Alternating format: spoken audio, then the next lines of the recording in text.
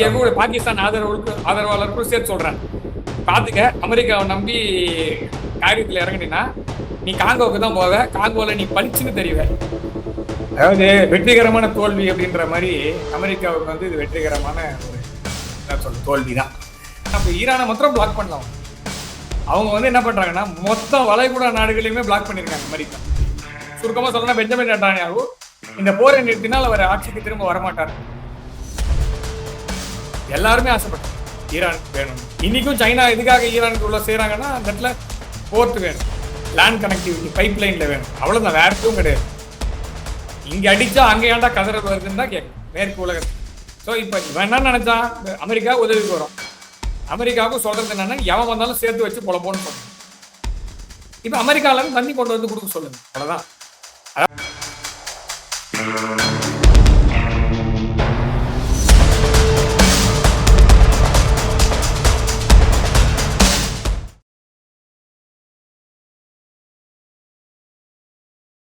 தென்னவன் media நேயர்கள் அனைவருக்கும் வணக்கம். இன்று நம்முடன் புவிசார் அரசியல் ஆய்வாளர் திரு கணேஷ்குமார் அவர்கள் இணைஞ்சிருக்காங்க. அவங்ககிட்ட நிறைய விஷயங்கள் கேட்டு தெரிஞ்சுக்க போறோம். வணக்கம் சார். வணக்கம். Jai Hind. Jai Hind sir. Sir, Trump அவர்கள் இந்த போர் நிறுத்தம் அது வந்து தொடரும் அப்படிங்கிற மாதிரி சொல்லியிருக்காரு. ஸோ இதுக்கு பின்னாடி வந்து வேற எதுவும் காரணங்கள் இருக்க வாய்ப்பு இருக்கு அப்படிங்கிற மாதிரி ஈரான் தரப்புல இருந்து சொல்றாங்க. நம்மளும் நிறைய நியூஸ் ஆர்டிகல்ஸ் எல்லாம் பார்க்க முடியுது. அந்த கச்சா எண்ணெயை வந்து அதிகப்படுத்தி அந்த உற்பத்தியை பெருக்கி அதுக்கு மூலமா ஏதோ ப்ராப்ளம் பண்ண போறது அப்படிங்கிற மாதிரி எல்லாம் சொல்றாங்க. என்ன சார், அது உண்மையிலே அங்க கச்சா எண்ணெய் எதுவும் ப்ராப்ளம் இருக்கா, இல்ல இதெல்லாம் சும்மா ஏசியங்கள் தானா? இப்ப என்ன மாற்றம் வந்ததுன்னு சொல்லுங்களேன். 2026 பிப்ரவரி மாசம் 27ஆம் தேதிக்கு முன்னாடிக்கும், ஓகேவா, 22 ஏப்ரல் 2026க்கும் இடைப்பட்ட தூரத்துல, இடைப்பட்ட நேரத்துல என்ன நடந்தது, என்ன முன்னாடி என்ன நடந்தது, பின்னாடி என்ன நடந்தது சொல்லுங்களேன், ஜனங்களுக்கு புரியுற மாதிரி.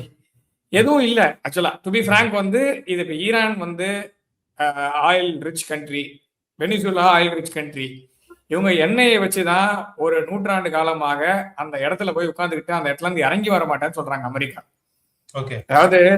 அதாவது ஒரு ஒரு என்ன சொல்றது, நியாயமற்ற முறையில் உலகை நடத்துகின்ற ஒரு ஒரு பெரியண்ணன் அப்படின்னு சொல்ற மாதிரி மேலாதிக்க சக்தியாக தான் அமெரிக்கா திகழ்கிறது. தவிர அமெரிக்காவால் வளர்ச்சி அடைந்த நாடுகள் அப்படின்றது ஒண்ணும் கிடையாது. சும்மா பேரளவுல அது வந்து ஒரு ஒரு அமெரிக்காவோட இருந்தா டெவலப்மெண்ட் அப்படின்னா, அதாவது எல்லா நாட்டிலும் இருக்கக்கூடிய சிலருக்கு டெவலப்மெண்ட், அவ்வளவுதான்.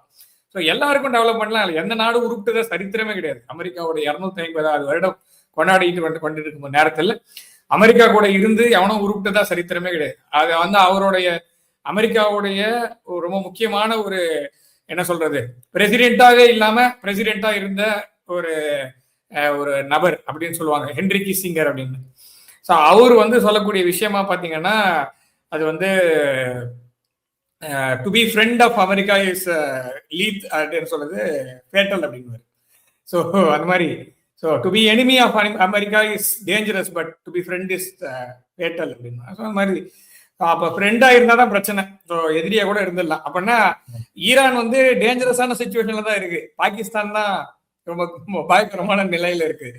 ஸோ அமெரிக்கா வந்து அந்த இடத்தில் ஒரு குழப்பத்தை உண்டு பண்ணியதே அமெரிக்காவுக்கு அந்த இடத்துல இருக்கக்கூடிய எண்ணெய் வளங்களும் அங்க இருக்கக்கூடிய அரசாங்கங்களும் ரொம்ப நாளா அவங்க வந்து அவங்களோட இம்பார்ட்டன்ஸை புரிஞ்சுக்கணும் அப்படின்றதுக்காக ஒரு ஆப்ரேஷன் ஸ்டார்ட் பண்ணாங்க.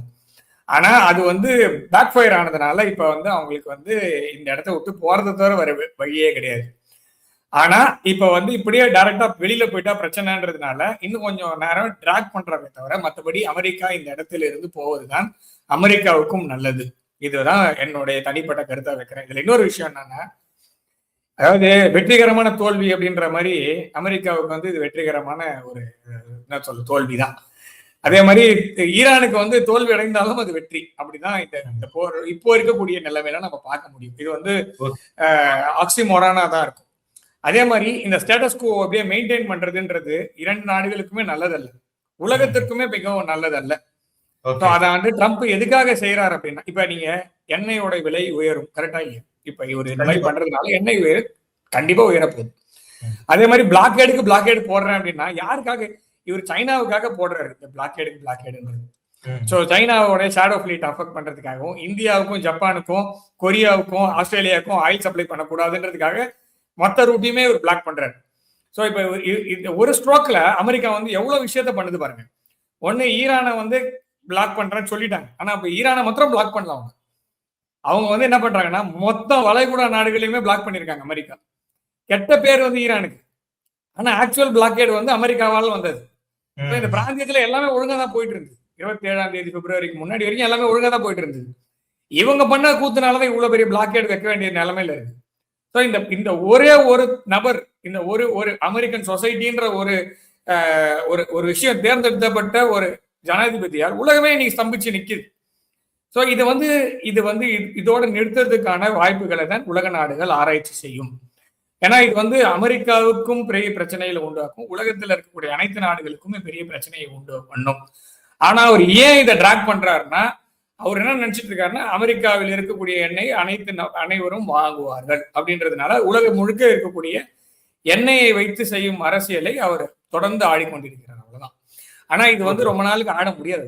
நீங்க இப்ப யுஎஸ்ஏக்கு வேற வழி இல்லை, அவங்க வந்து இந்த போர் நிறுத்தத்தை கொண்டு வந்துதான் ஆகணும், அவங்க வெளியேறுவதற்கு இதை ஒரு டூலா பயன்படுத்துறாங்க அப்படிங்கிற மாதிரி சொல்றீங்க.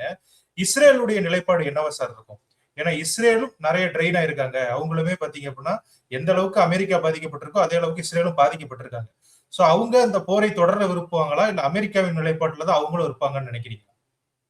அதாவது இஸ்ரேல் போர் நிறுத்தம் செய்துதான் ஆக வேண்டும். இஸ்ரேல் மக்களுக்கு போர் நிறுத்தம் வேண்டும். இஸ்ரேல் ஆட்சியாளருக்கு போர் நிறுத்தம் வேண்டாம். இஸ்ரேல் ஆட்சியாளர்களுக்கு என்ன செய்வது என்று தெரியவில்லை அப்படிங்கிறதான் உலகம் பார்க்குது. அக்டோபர் 7 அந்த இன்சிடென்ட்டுக்கு அப்புறமா இஸ்ரேல் எடுத்த முடிவு சரியானது, அந்த பயங்கரவாதத்துக்கு எதிரான. ஆனா ஒட்டுமொத்தமும் முடிச்ச பிறகு கடைசி ஹமாஸ், கடைசி ஹெஸ்புல்லான்னு போனீங்கன்னா கடைசி ஹூத்தின்னு போவீங்களா இப்ப அடுத்தது? ஸோ அப்ப கடைசி அரபு நாட்டு குடிமகன் அப்படின்ற அளவுக்கு தான் இஸ்ரேல் போகும். அதாவது ஒரு கதை ஒண்ணு சொல்லுவாங்க, ஒரு ஆக்ஸா பிளேடு மேல பாம்பு சுத்தின கதை. ஸோ நெருக்க நெருக்க நெருக்க யாருக்கு பாதிப்பு, ஆக்ஸா பிளேடுக்கா பாம்புக்கா அப்படின்றது பாம்பு தான் முடிவு பண்ணும். ஸோ இங்க ப்ராப்ளம் வந்து இஸ்ரேல் ஒரு பாயிண்ட் ஆஃப் டைம்ல இஸ்ரேலோட ஆட்சியாளர்கள் நிறுத்தி தான் ஆக வேண்டும். இஸ்ரேல் ஆட்சியாளர்களுக்கு இதை நிறுத்துவதற்கு தெரியவில்லை, வழி தெரியவில்லை. சுருக்கமா சொல்லணும்னா பெஞ்சமின் நெட்டான்யாஹூ இந்த போரை நிறுத்தினால் அவர் ஆட்சிக்கு திரும்ப வரமாட்டார். ரொம்ப நீண்ட நெடிய காலமாக ஆட்சி செய்யக்கூடிய ஒரு இதுவா இருக்க தலைவரா இருக்காரு. ஆனா இந்த போர் நிறுத்தம் வந்ததுன்னா அவர் எலெக்ஷன் ஃபேஸ் பண்ணும். எலெக்ஷன் ஃபேஸ் பண்ணா இப்ப இருக்க யாருமே ஜெயிக்கிற மாதிரி தெரியல. ஆல்ரெடி இவங்க கூட, அதாவது இஸ்ரேல்ல இருக்கக்கூடிய ஆட்சி வந்து ஒரு கூட்டணி ஆட்சி தான், கூட்டாட்சி. அதாவது ஆளுங்கட்சி எதிர்கட்சி எல்லாம் சேர்ந்து வார் மினிஸ்ட்ரியா தான் ரன் பண்றாங்க. அதனால இஸ்ரேல் மக்களுக்கு இந்த கவர்மெண்ட் மேல மேண்டேட் இருக்கானா இல்ல. ஆனா ஆட்சியாளர்களுக்கு இந்த வார் தொடர்ந்து நடத்தினாதான் அவங்களால, இதான் கடைசி டைம், இதை விட்டா அதுக்கப்புறம் இவங்க திரும்ப வரப்போறது இல்லை. அதனால முடிஞ்ச வரைக்கும் லெபனன்ல பாதி எடுக்கலாம், சவுதி அரேபியாவில பாதி எடுக்கலாம் அப்படின்ற எண்ணத்துல கிரேட்டர் இஸ்ரேல் அப்படின்ற திட்டத்தை இவங்க முன்னெடுக்கிறாங்கன்ற மாதிரிதான் தெரியுது. ஆனா அது இப்ப இருக்கக்கூடிய நிலைமையில அமெரிக்காவால் முடியுமா, ஐரோப்பிய ஒன்றியத்தோட ஆதரவு இல்லாமல் முடியுமானா முடியாது. அமெரிக்காவாலே இப்ப முடியுமானா முடியாது. அவனே ஈராக்ல ஈரான்ல மாட்டி முழிக்கிறான். ஈராக்ல இருந்து வெளில போறாங்க அவங்க. Whether we like it or not, ஈராக்ல இருந்து அவங்க வெளில போய் தான் ஆகணும். அந்த ஈரான்ல இருந்தும் அவங்க அந்த அப்படியே விட்டு போறதா நல்லது இப்போதி. ஏன்னா அவருக்கு வந்து டாரிஃப் வார் ஆரம்பிச்சார் இல்லையா, அந்த பணத்தை திருப்பி கொடுக்குறாங்க. அவங்க வாங்கின பணத்தை எல்லாம் திரும்ப தந்துட்டு இருக்காரு ட்ரம்ப். அடுத்த 40 நாளுக்குள்ள மொத்த பணத்தையும் திருப்பி தர சொல்லியிருக்காங்க அமெரிக்கன் கோர்ட். இது ஒரு பெரிய அடி. ஓகே, இத மறைக்கிறதுக்காக அமெரிக்கால இருந்து அமெரிக்க மக்களுக்கு எல்லாருக்கும் டிஷ்யூ பேப்பர் கொடுக்கறதுக்காகவோ இல்ல அமெரிக்க மக்களை தாஜா செய்வதற்காகவோ ஏதாவது செஞ்சாதான் உண்டு ட்ரம்ப். ஆனா இது வந்து மூடி மறைக்கக்கூடிய விஷயம் அல்ல. எப்படி இருந்தாலும் ஒரு வாங்கினதான் திரும்ப கொடுத்துதான் ஆகணும். அமெரிக்கா கோர்ட் வந்து முடிவு பண்ணிருச்சு, திருப்பி கொடுன்னு சொல்லிட்டாங்க. சோ அதே மாதிரிதான் இஸ்ரேலும் இந்த போரை வந்து நிறுத்துவதை தவிர வேறு வழி இல்லை இஸ்ரேலுக்கு அப்படின்றதுதான் உண்மை. ஆனா அவங்க தொடர்ந்து நடத்துவதற்கான காரணம் எக்ஸிட் ரூட் இல்ல, அப்ஜெக்டிவ் மூவ் பண்ணிட்டே இருக்காங்க. ஓகே, இப்ப இந்த 2 வல்லரசு நாடுகளையும் ஈரான் வந்து தண்ணி குடிக்க வச்சிருச்சுன்னு சொல்லலாமா சார்? ஈரான் மட்டும் இல்ல, இது பின்னாடி ஈரானுக்கு பின்னாடி இருக்கக்கூடிய நாடுகளும் இருக்கு.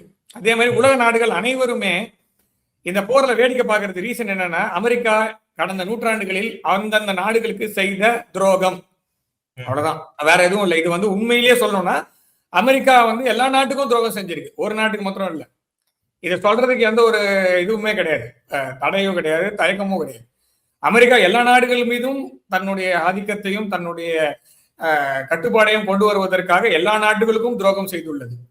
அதனால் அனைத்து நாடுகளுமே இந்த தருணத்திற்காக வெயிட் பண்ணி கொண்டிருந்தார்கள் தான் பார்க்கணும். பிரான்ஸ், இட்டாலி, நான் சொல்றது நீங்க இந்தியா சைனான்னு போவாதீங்க, நீங்க அந்த பக்கமே பாருங்க.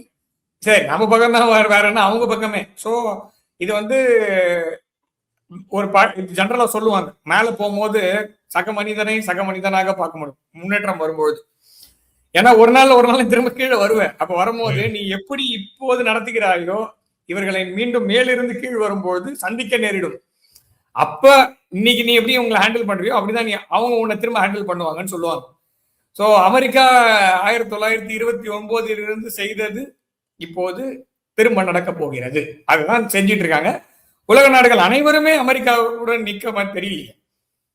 ஸோ இஸ்ரேல் வந்து வேற வழி கிடையாது. ஏன்னா இஸ்ரேலுக்கு அழுத்தம் அமெரிக்காவிலிருந்து வருகிறது.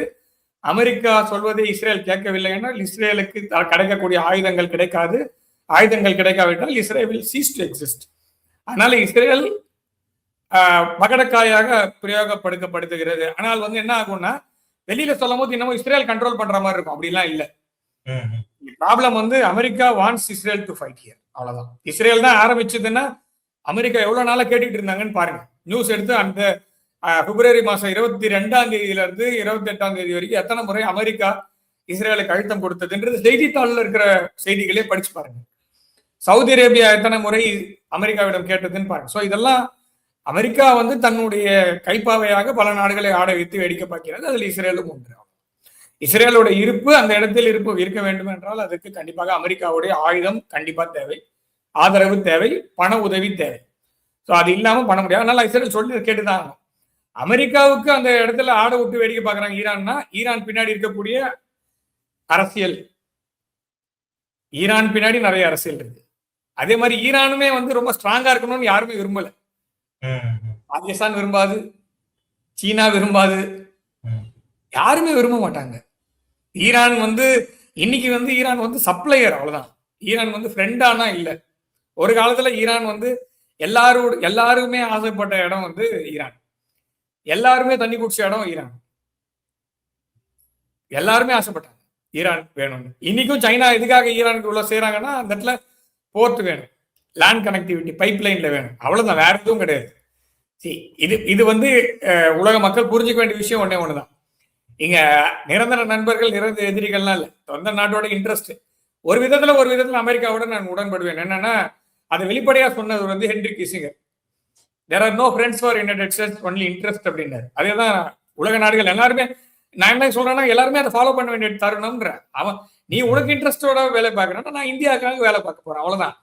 இது அப்ப மாத்திரம் உனக்கு கோவம் வரும், அப்ப மாத்திரம் நீ வந்து பொங்கி எழுவ அப்படின்னா it's not going to work.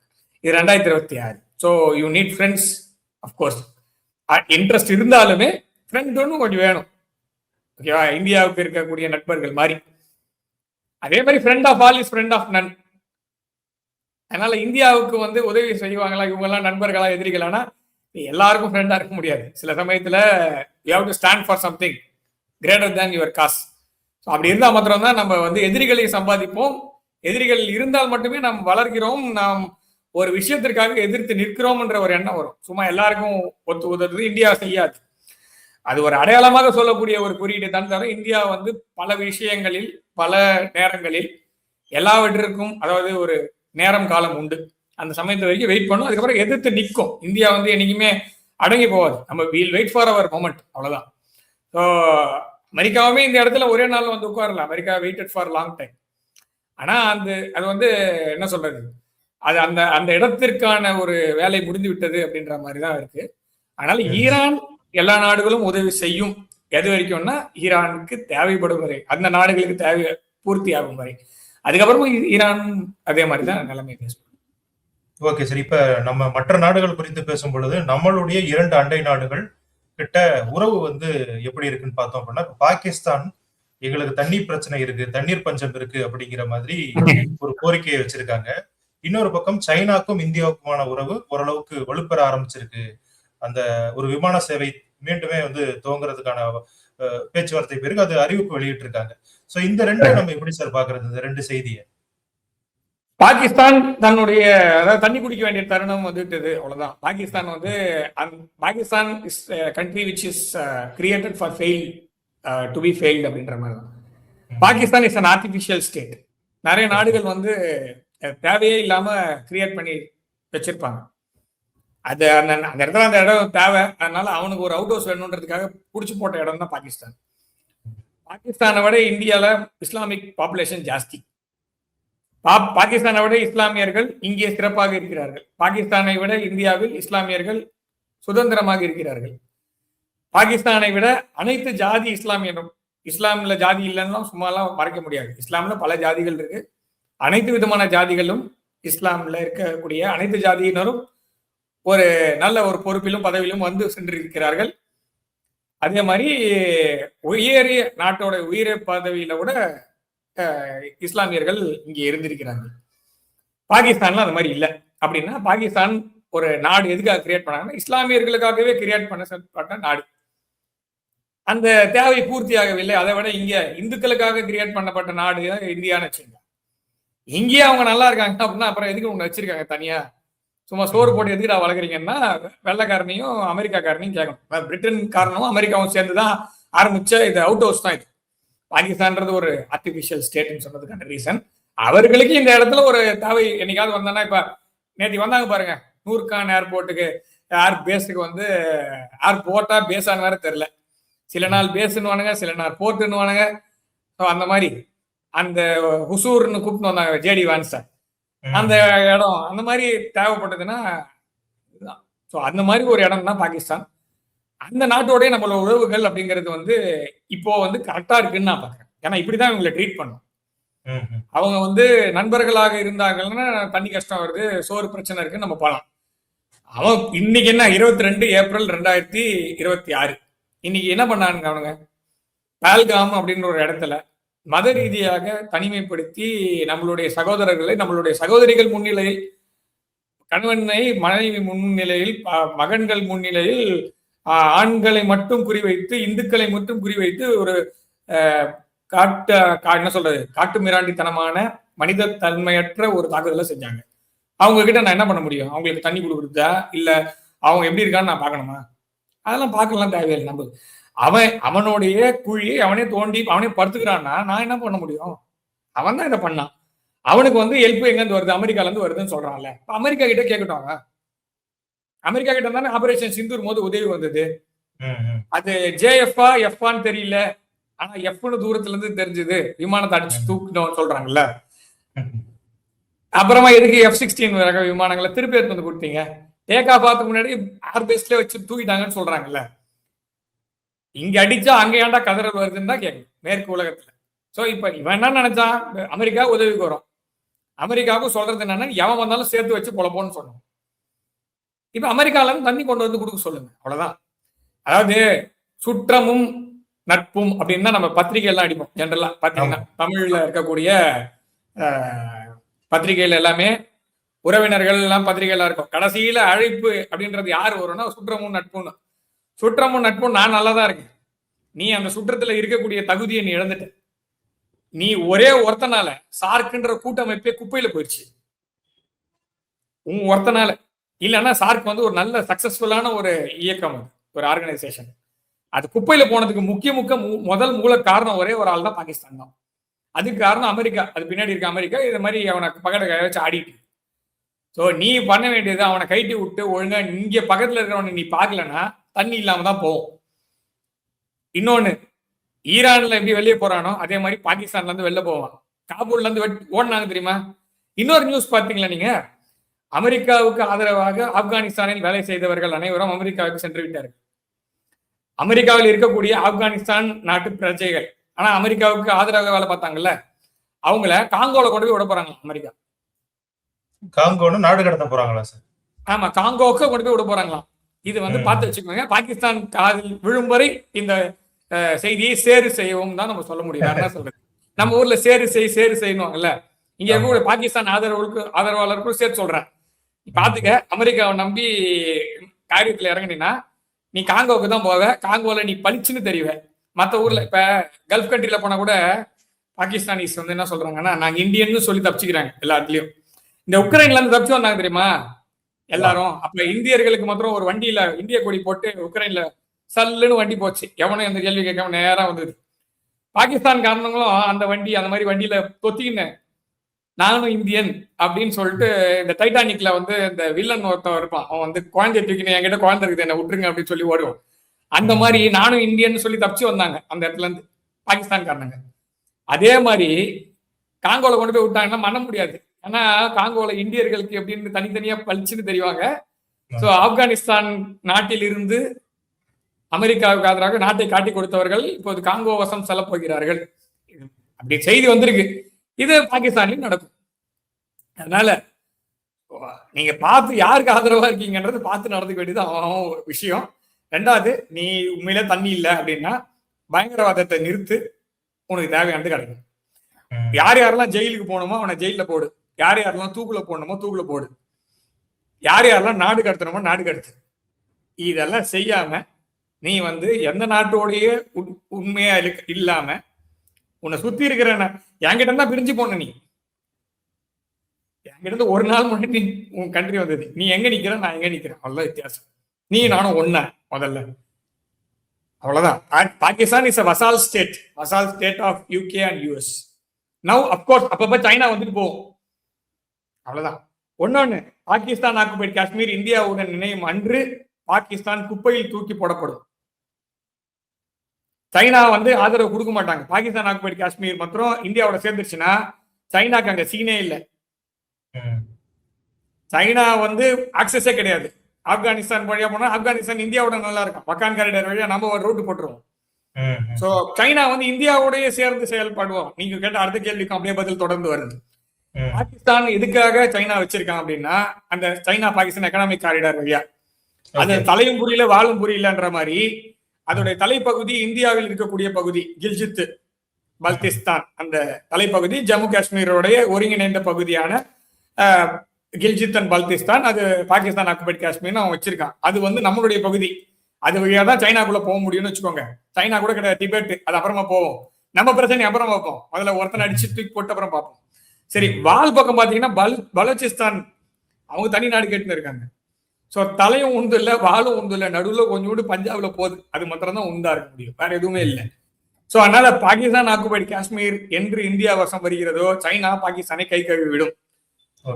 நாம் டைரக்டா தஜிகிஸ்தான் வழியாக ஆப்கானிஸ்தான் வழியாக நாம் மத்திய ஆசிய நாடுகளுக்கு தரை வழி போக்குவரத்தை ஆரம்பித்து விடுவோம். அதன் மூலமாக இந்தியாவுக்கும் ரஷ்யாவுக்கும் ஐரோப்பிய ஒன்றியத்துக்கும் பாதை வரும். அப்படி வந்ததுன்னா அமெரிக்காவுக்கும் யூகேவுக்கும் இந்த பகுதியில இடம் இல்லை, வேலை இல்லை, போக வேண்டியதுதான். சோ இப்ப ஒரே ஒரு துண்டு மரத்தை எடுத்து வச்சுட்டு நம்மள 70 வருஷமா 80 வருஷமா போக்கு காமிச்சிட்டு இருக்காங்க இந்த மேற்கத்திய நாடுகள். சோ இது என்று நாம் மீட்கப்படுவோமோ அன்று வரை நாம் பொறுத்திருப்போம். அதுக்கப்புறமா இது வந்து காலம் தான் பதில் சொல்லணும். அதனால பாகிஸ்தான் இஸ் ஆர்டிபிஷியல் ஸ்டேட். திருப்பி சொன்னது பாகிஸ்தானாலதான் நம்மளுக்கு வந்து இப்ப சைனாவோட இருக்கு. ரெண்டாவது திபெத், அது நம்மளுடைய முன்னாடி ஆட்சி செய்த அவருடைய தவறு.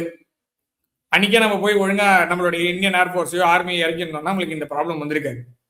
நம்மளுடைய பார்டரிங் ஸ்டேட் திபெத் தான், சைனா இல்லை. ஆனா அப்கோர்ஸ் சம்டைம்ஸ் நம்ம பேச்சுவார்த்தை நடத்தி தான் சில விஷயத்தை சால்வ் பண்ணோம்னா அதற்கான பேச்சுவார்த்தை இப்போது தொடங்குகிறது. பிரிக்ஸ் அப்படின்ற கூட்டமைப்பு வலுப்பெற்று எழுகிறது, பிரிக்ஸ் ஃபர்ஸ்டா மாறி இருக்கு.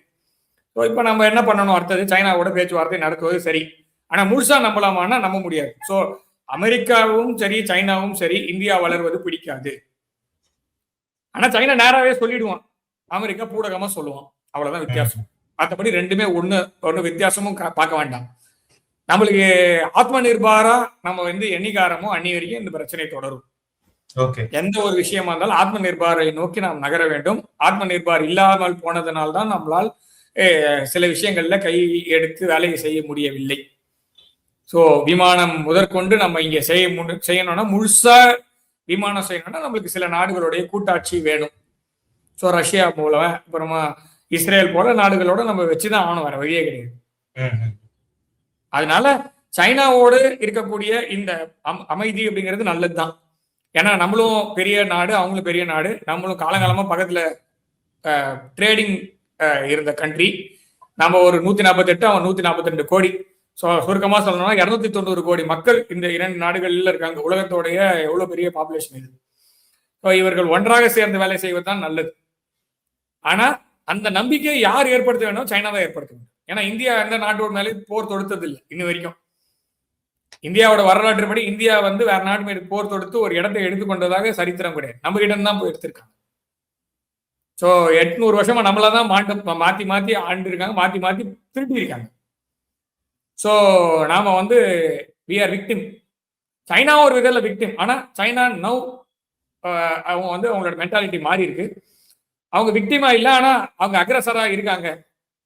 அவங்க அக்ரஸிவ் மைண்ட் செட்டப்பை இப்போதைக்கு நிறுத்திட்டு 20-30 வருஷத்துக்கு இந்தியாவோடு ரஷ்யாவோடு நல்ல ஒரு கூட்டாண்மை இருந்தார்கள் என்றால், இந்த 3 நாடுகளும் ஒன்றாக சேர்ந்து நன்றாக ஒழுங்கா வேலை செஞ்சோம்னா அடுத்த நூற்றாண்டு ஒரு ஆசியாவின் நூற்றாண்டாக செல்றதுக்கு வாய்ப்பு உண்டு. ஆனா சைனா திரும்ப வந்து அருணாச்சல் பிரதேசம் திரும்ப லடாக்னு ஆரம்பிச்சாங்கன்னா அங்கேயும் ஒண்ணு நடக்க போறது இல்லை. ஸோ கம்பு கட்டையை வச்சு நம்ம என்ன பண்ண முடியும்ன்றது 40 நாளைக்கு பண்ணி காமிச்சோம். ஸோ அது மீண்டும் தொடரும், அவ்வளவுதான். ஸோ அதனால இந்த இந்த இந்த வளர்ச்சி அப்படிங்கிறது 2 பக்கமும் இருக்க வேண்டும். அதே மாதிரி நம்பிக்கை சைனா தான் உண்டு பண்ண வேண்டும், இந்தியா கிடையாது. ஏன்னா இந்தியா வந்து விக்டிம், இதுல சைனா தான் அக்ரஸர். அதனால அக்ரஸர் தான் இந்த இடத்துல நம்பிக்கை ஏற்படுத்துறதுக்கு என்ன வேணுமோ அதை செய்ய வேண்டும். இன்னொன்னு, நீ சைனா வந்து இன்னொரு விஷயம் தான், 2 பக்கம் சண்டை போட முடியாது உன்னால. அமெரிக்கா ஒரு பக்கம், இந்தியா ஒரு பக்கம், நீ 2 பக்கமும் சண்டை போட முடியாது, அவ்வளவுதான். ஸோ இந்தியா வந்து 2 பேரும் சண்டை போடுற இதுல இல்ல, மைண்ட் செட்டப்ல இல்ல. ஆனா வந்ததுன்னா 2 பக்கம் பார்த்துட்டாங்க. ஸோ 2த்துக்கு வித்தியாசம் இருக்கு. அதாவது அக்ரஸர் 2 பக்கம் சண்டை போடுவேன்னு உட்கார்ந்து இருக்கவனுக்கும் சண்டை வர்ற சண்டையை நான் விட மாட்டேன்னு உட்கார்ந்து இருக்கவனுக்கும் மைண்ட் செட்டப் வித்தியாசம் இருக்கு. நான் எப்படி ப்ரிப்பேர் பண்றது கண்டிப்பா எனக்கு தெரியும். ஸோ நான் பாகிஸ்தானோட சண்டை போடுறேன்னா நான் பாகிஸ்தானோட சண்டை போடல, அமெரிக்கன் வாசால் பாகிஸ்தானோட தான் நான் சண்டை போடுறேன். ஆபரேஷன் சிந்தூர் போதே நம்ம அதை பார்த்தோம். அதே மாதிரி 1999 நம்ம பார்த்தோம், 1971 பார்த்தோம், 65 பார்த்தோம், 69, 65, 61. ஒரே ஒரு ஸ்குவாட்ரன், ஒரு விமானம் கொடுங்க, நாங்க சைனாவோட போரிட்டு கொண்டு இருக்கிறோம். நேரு கேட்டார், அமெரிக்கா முடியாதுன்னு சொல்லிச்சு. ஸோ அதனால காலங்காலமா என்ன நடக்குதுன்னு நம்ம பார்த்துட்டு தான் இருக்கோம். ஆனா சைனா வந்து இப்போதைக்கு இது போர் மனநிலையில் இல்லாமல் அமைதி மனநிலையும் வளர்ச்சி மனநிலையிலும் இருந்தாங்கன்னா இந்தியாவுக்கும் சைனாவுக்கும் ஒரு ஒரு ஒரு என்ன சொல்றது, இன்க்ளூசிவ் குரோத் இருந்தா நல்லது, அவ்வளவுதான். ஓகே சார், எங்களுடன் இருந்து நிறைய விஷயங்கள் பகிர்ந்துக்கிட்டீங்க. உங்களுடைய நேரத்திற்கு மிக்க நன்றி. ஜெய்ஹிந்த். ஜெய்ஹிந்த்.